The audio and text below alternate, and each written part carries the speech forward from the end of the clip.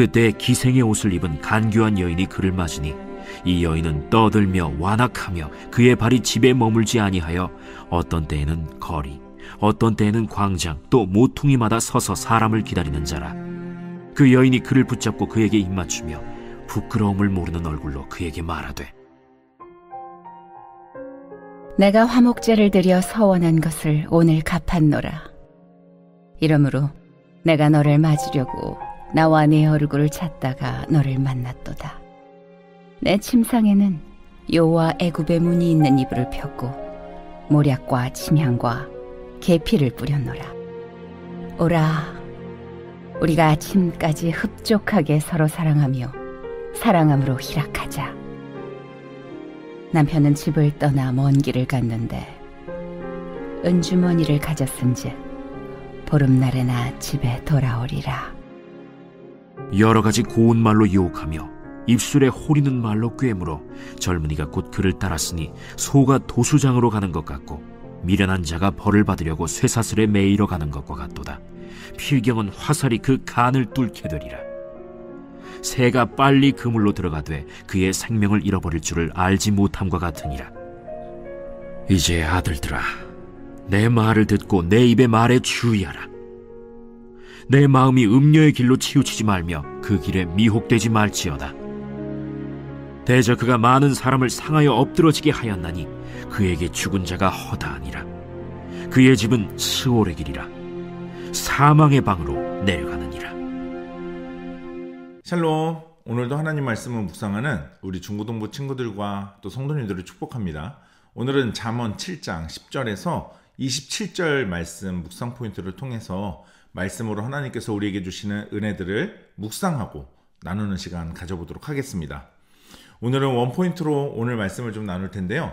우리 오늘은 이게 사랑인가? 라는 제목으로 오늘 묵상 포인트를 함께 묵상 포인트를 통해서 말씀을 한번 묵상해 보도록 하겠습니다. 6절부터 시작되는 어제의 말씀에 이어지는 말씀이에요. 오늘까지 한 지혜 없는 젊은이와 그를 유혹하는 간교한 여인에 대한 이야기가 오늘 본문에 나오고 있습니다. 어제 보았던 말씀에서처럼 이 젊은이는요, 의도적이든 의도적이지 않았든 간에 잘못된 시간에 잊지 말아야 할 장소에 서 있었습니다. 그것만으로도 굉장히 큰 문제였습니다. 가까이 하지 말아야 할 것을 가까이 했으니까요. 그런데 그때 간교한 여인이 그 사람을 맞습니다. 만나게 돼요. 자, 그런데 이 여인은 또 어떤 여인이냐? 오늘 보면 12절을 한번 보시면 어떤 때에는 거리, 어떤 때에는 광장, 또 모퉁이마다 서서 사람을 기다리는 자라. 여러분, 무슨 얘기예요? 어쩌다 마주친 그대가 아니라는 겁니다. 작정하고 의도를 가지고 서 있는 여자라는 거죠. 그런데 이 여인은 자신을 이렇게 포장하고 있어요. 오늘 만난 그 젊은이에게 자신을 포장하는데 어떻게 포장하냐면 14절, 내가 화목제를 드려 서원한 것을 오늘 갚았노라. 여러분, 이게 무슨 얘기냐면요, 자신이 지금 신앙적으로 종교적으로 굉장히 경건하다는 거, 혹은 신실하다라는 것을 이렇게 표현하고 있는 거예요. 나 제사 드렸어. 하나님께 예배 드렸어. 나 잘했지. 나 이쁘지 않아? 여러분, 특히 지금 자신의 종교적 행위를 통해 무엇인가를 충족했고, 그런데 이 남자를 그런 가운데서 만나게 된 것이 우연이 아니다라는 것으로 지금 이 여자는 이 남자를 만나서 이야기를 하고 있는 거예요. 게다가 16절에서 17절에서는 남자를 유혹할 만한 모든 상황까지 지금 충족되어 있어요.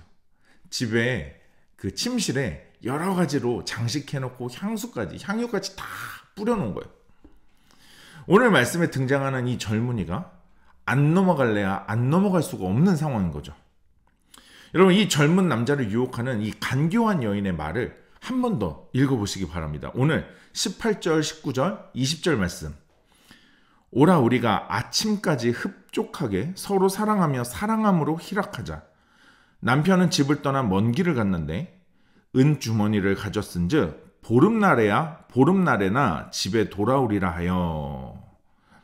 여러분, 지금 이 말을 가만히 보면 이 여인은 지금 남편이 있는 것 같죠. 뭐 다양한 이야기가 있어요.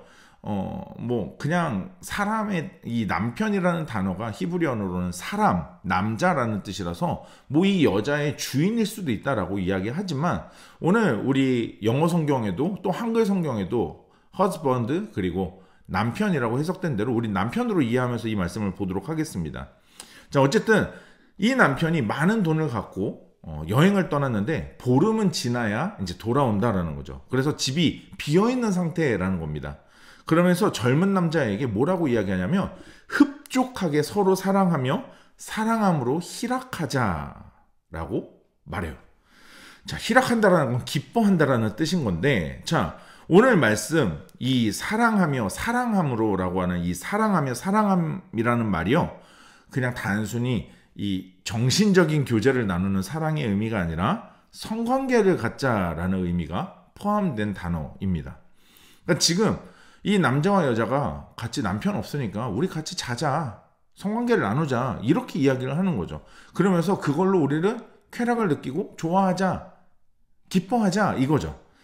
여러분, 남녀의 사랑은요, 당연히 흡족해야 하고 또 만족스러워야 하고 또 희락을 누려야 합니다. 그게 하나님이 만드신 남자와 여자에게 주신 그 성적인 관계를 나누는 가장 중요한 요소입니다. 자, 하지만 어디까지나 이것은 하나님께서 정해주신 짝, 그리고 정해놓은 창조의 질서를 따라서만 해야 합니다. 이 범위를 벗어나는 남녀의 사랑, 남녀의 성관계를 여러분 우리가 사랑이라고 부르나요? 여러분, 우리는 이런 남녀의 사랑, 이 관계를 맺는 것을 우리는 사랑이라고 하지 않고 쾌락이라고 말합니다. 원나잇이라고 말하고요, 그냥 즐기는 거라고 이야기합니다. 그거를 사랑이라고 하지 않습니다. 자, 그리고 이 즐김, 이 엔조이, 이 원나잇, 여러분 이것에 대한 어떤 결과, 어떤 모습을 보여줍니까? 오늘 22절과 23절, 그 유혹에 넘어간 이 젊은이의 모습을 보세요. 젊은이가 곧 그를 따랐으니 소가 도수장으로 가는 것 같고 미련한 자가 벌을 받으려고 쇠사슬에 매이러 가는 것과 같도다. 필경은 화살이 그 간을 뚫게 되리라. 새가 빨리 그물로 들어가되 그의 생명을 잃어버릴 줄을 알지 못함과 같으니라. 여러분, 이 22절과 23절의 의미를 길게 설명하지 않아도 우리는 이미 이 말씀을 읽으면서 상상하면서 성경이 말씀하시는 그 상황의 모습, 그리고 그 결과가 어떠한지 우리는 이미 느끼고 이미 알고 있습니다. 이해하고 있어요. 여러분, 오늘 이 말씀을 1차적으로는 여자나 남자의 유혹에 대한, 그리고 또 하나는 영적인 문제로 우리는 생각해 볼 수 있습니다. 여러분, 나는 어떻습니까? 우리는 어떻습니까? 여러분, 이거를 사랑이라고 부르지 않으면서 정작 우리는 혹시 이렇게 살고 있지 않냐라는 거죠. 부부라면 아내와 남편에 대한 우리의 모습을 한번 생각해 봐야 하고, 또 혹시 이 말씀을 지금 보고 듣고 있는 우리 중고등부 친구들이라면, 혹은 결혼을 하신 분이 아니라면, 여러분, 우리 인생에서 우리에게 하나님께서 주시는 짝에 대한 태도를 잊지 말아야 한다라는 것. 그런데 그러면서도 동시에 우리는 하나님에 대해 어떻게 하고 있는지 우리의 신앙의 태도 또한 점검해 봐야 한다라는 것입니다. 쾌락 때문인 거 아는데, 이거 즐기기 위해서라는 거 아는데, 정작 우리의 신랑 되시는 하나님 앞에서, 하나님에 대해서는 하나님이 눈에 안 보이시니까 멀리 떠났다라고 하면서 이 여인처럼 우리는 혹시 세상에서 우리의 삶을 즐기자, 사랑을 흡족하게 누리자, 희락을 느끼자, 이러면서 우리는 살고 있지 않냐라는 것입니다. 여러분, 세상에서 누리고 즐길 것 다 누리고 즐기면서 정작 신앙생활에 대해서는 소홀한 태도를 갖고 있지 않냐라는 것이죠. 여러분, 이게 하나님을 사랑하는 건가요? 이게 사랑입니까? 여러분, 아까 보셨잖아요. 이게 사랑입니까? 네, 우리는 아니라고 대답했습니다. 여러분, 그럼 그 말씀으로 우리의 삶을 한번 돌아보면 좋겠습니다. 여러분, 오늘 말씀을 통해서 우리가 어떻게 하나님을 사랑하고 있는지, 또 1차적인 의미처럼 부부로서 바로 옆에 사람을 어떻게 섬기고 있는지 생각해보고 또 결단하는 오늘 하루가 되었으면 좋겠습니다. 한 가지 더 오늘 묵상 포인트를 나누면 좋겠습니다. 내 마음이 치우치지 말고 미혹되지 마라 입니다. 내 마음이 치우치지 말고 미혹되지 마라. 오늘 25절 말씀을 한번 보세요. 내 마음이 음녀의 길로 치우치지 말며 그 길에 미혹되지 말지어다. 여러분, 솔로몬은 이제 이 지혜 없는 젊은이와 감교한 여인의 이야기를 마무리하면서 이제 아들에게 24절에 결론의 말을 이야기하고 있습니다. 처음 말씀을 시작했던 6절의 시작부터 오늘 말씀까지 지혜롭지 않은 한 젊은이, 그리고 그를 유혹했던 간교한 여자. 자, 솔로몬은 자신의 아들에게 너의 마음이 치우치지 말고 미혹되지 말라고 이야기합니다. 무슨 얘기냐면 먼저는 네 마음을 지키라는 거예요. 지금 아들에게 먼저 이야기하는 건 네 마음을 지키라는 것입니다. 4장 23절에서 우리가 이전에 보았던 것처럼 솔로몬은 무엇보다 네 마음을 지키라 라고 이야기를 했어요. 왜냐하면 이는 생명의 근원이 여기에서 나기 때문이다 라고 이야기를 했거든요. 그래서 마음을 지켜라, 마음을 지키는 게 중요하다라고 이야기를 했었습니다. 또 어제의 말씀처럼 지혜롭지 않은 젊은이는 어두운 밤, 늦은 밤, 음녀의 골목, 모퉁이를 가까이 하면서 집에 갑니다. 자, 또 그 길을 가는 동안 음녀의 유혹을 받고 또 그 유혹에 넘어가게 됩니다. 미혹된 것이죠. 마음을 지켜서 치우치지 말고 미혹되지 말아야 한다라는 것을 아들에게 솔로몬은 지금 이렇게 이야기를 하는 것입니다. 여러분, 마음을 지켜야 치우치지 않습니다. 엉뚱한 길, 엉뚱한 방법, 엉뚱한 행동을 하지 않는다는 것입니다. 엉뚱한 생각을 하지 않는다는 거죠. 또한 마음을 지켜야 미혹되지 않습니다. 여러분, 마음을 지켜야 미혹되지 않는데 여러분 한번 생각해 보세요. 그렇다고 우리의 인생에, 우리의 삶에 미혹이 없나요? 미혹이 다 사라지나요, 갑자기? 아닙니다. 그렇지 않아요. 여전히 우리의 삶에 우리를 미혹하는 일들이 너무나 많습니다. 세상은, 이 음녀는 우리를 넘어뜨리기 위해 도살장으로 끌고 가는 소처럼 우리를 끌고 가기 위해 지금도 얼마나 많은 것으로 우리를 미혹하기 위해 많은 시도들을 하고 있는지 모릅니다. 여러분, 오늘 하루도 우리의 삶에 수 없는 유혹 가운데서 마음을 지켜서 오늘도 믿음 안에서 바른 길 가는, 믿음의 길 가는 승리하는 하루가 되시길 축복합니다. 오늘 말씀 한 번 더 묵상하시면서 이 두 가지 묵상 포인트로 읽을 때 하나님께서 나에게 주시는 음성과 하나님의 뜻과 마음 기록해 보시고 결단하면서 기도하는 시간 가져보도록 하겠습니다.